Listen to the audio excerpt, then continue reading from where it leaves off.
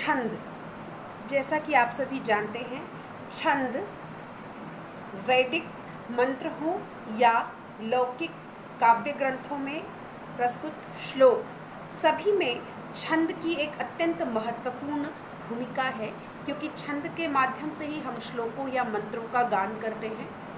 वेदों में प्रयुक्त मंत्रों में वैदिक छंदों का प्रयोग होता है और लौकिक श्लोकों में लौकिक छंदों का प्रयोग होता है। इस प्रकार से छंद के ये दो विभाग किए गए हैं।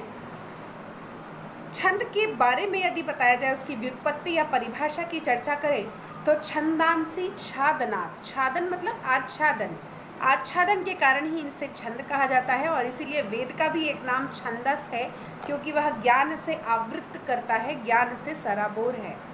छंद की जो दूसरी व्युत्पत्ति है वह कहती है चदि आह्लादने दीप्तौ च, इस धातु से असुन प्रत्यय लगता है और ये बताता है कि जो आह्लादित करता है, आह्लादित मतलब आनंदित करता है, तो जो आनंदित करने वाला है वह छंद है। और जैसा कि हम सभी जानते हैं, श्लोकों का जब हम गान में उच्चारण करते हैं लयात्मक तरीके से तो वो हमें आनंद देता है। वैसे ही जैसे हम कोई गीत सुनते हैं और वो हमें आनंदित करता है, वैसे ही ये छंद भी मंत्रों को या श्लोकों को उस छंद में पढ़ने पर हमें आनंद प्रदान करते हैं, इसीलिए इनका नाम छंद है।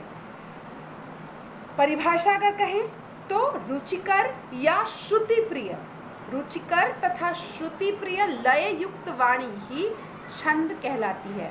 रुचिकर होना चाहिए, श्रुति प्रिय, श्रुति मतलब सुनने में प्रिय होना चाहिए, और लय युक्त होना चाहिए। ये तीन छंद के महत्वपूर्ण लक्षण हैं और इनसे जो युक्त वाणी है वह छंद कहलाती है। जैसा मैंने पहले बताया, छंद के दो भेद हैं, लौकिक और वैदिक।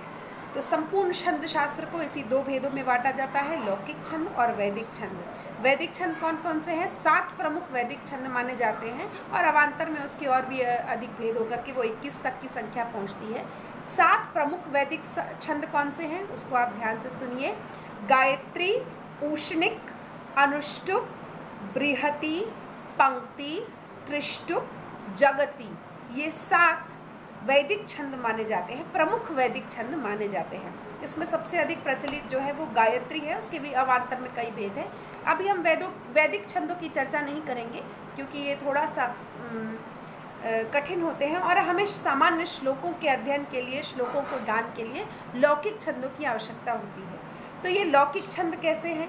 तो इन लौकिक छंदों के भी 2 भेद हैं, मात्रिक छंद और वार्णिक छंद। जैसा कि आपको नाम से समझ में आ रहा है, मात्रा, मात्राओं के आधार पर जहाँ पे गणना की जाती है, अक्षर गिरेंगे ना, उसकी कितनी मात्रा है, तो उस मात्राओं के आधार पर जहाँ गणना की जाती है वो मात्रिक छंद है, और वर्णों के आधार पर जहाँ गणना होती है उसे हम वार्णिक छंद कहते हैं। वर्ण मतलब अक्षर, अक्षरों के आधार पर कि इस श्लोक के इस चरण में कितने अक्षर है, इस तरह से जब चर्चा की जाती है तो उसे हम वार्णिक छंद कहते हैं। इस वार्णिक छंद के भी 3 भेद हैं, सम, अर्ध सम और विषम।